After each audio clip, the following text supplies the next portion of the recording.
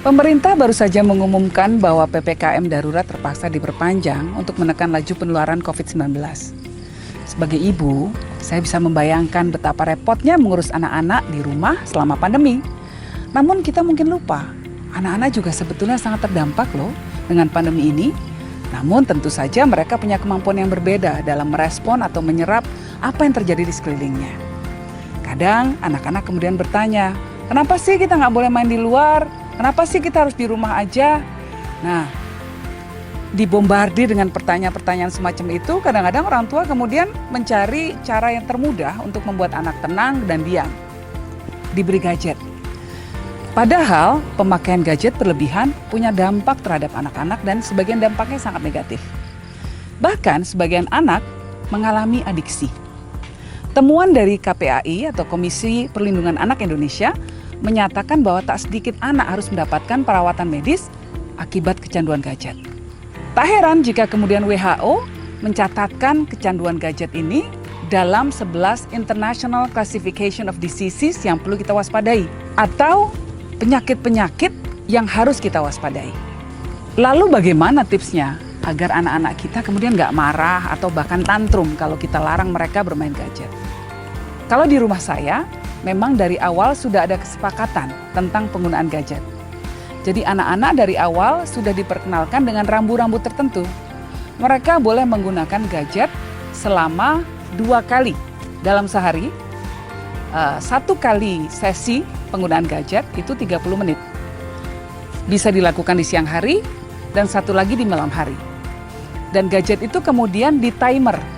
Jadi kalau timernya sudah bunyi, meskipun mereka sedang asik main game, nonton film dan lain sebagainya, ya harus ditaruh dan dimatikan. Karena kalau tidak dimatikan akan ada konsekuensinya. Tapi tentu nggak enak banget lagi tengah-tengah nonton film, tiba-tiba harus berhenti karena timernya sudah bunyi. Nah, anak-anak punya hak untuk mendapatkan tambahan waktu bermain gadget, waktu menggunakan gadget dengan cara melakukan tindakan-tindakan positif. Misalnya apa? Misalnya kalau mereka selesai membaca 1 buku, mereka boleh mendapatkan bonus 1 kali sesi gadget.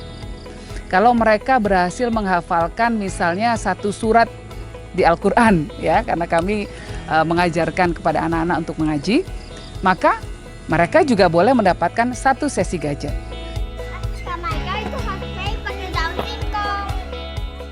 Jadi gadget ini adalah sebuah reward atau hadiah bagi perilaku-perilaku positif yang dilakukan oleh anak. Namun gadget ini bisa juga menjadi sebuah alat yang mengajarkan konsekuensi kepada anak. Misalnya bagaimana?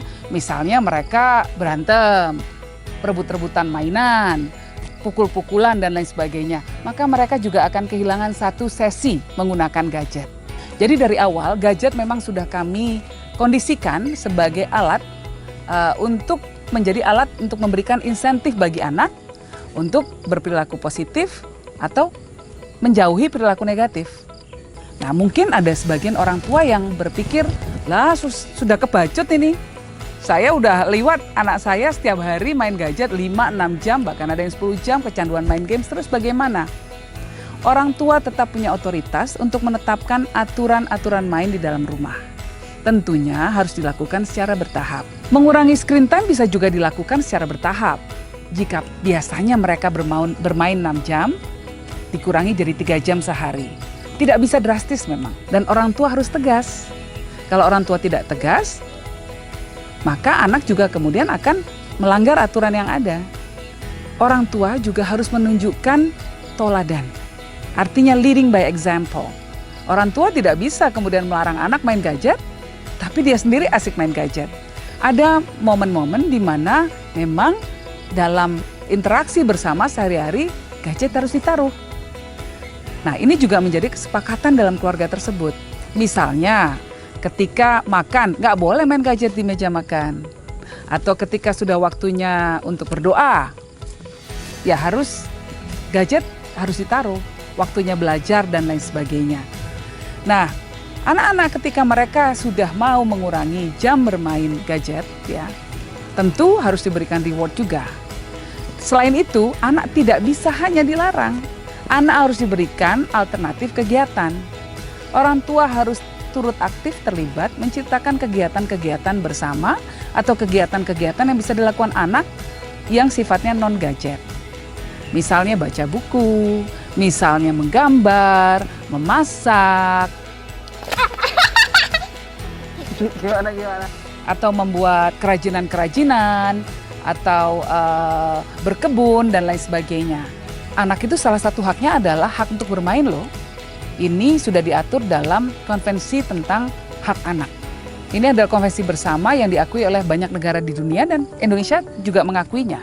Jadi kita sebagai orang tua justru yang harus aktif menciptakan kondisi bagi anak-anak kita agar mereka bisa bertumbuh kembang secara optimal. Jangan sampai mereka menjadi teradiksi terhadap gadget karena orang tua lengah dan malas.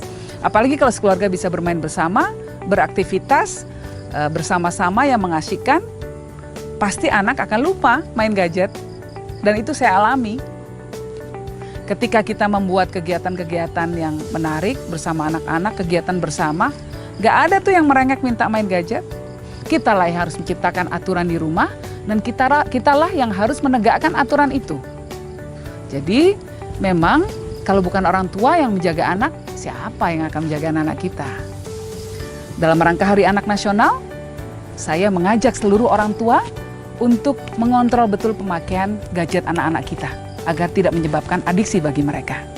Pasti kita bisa.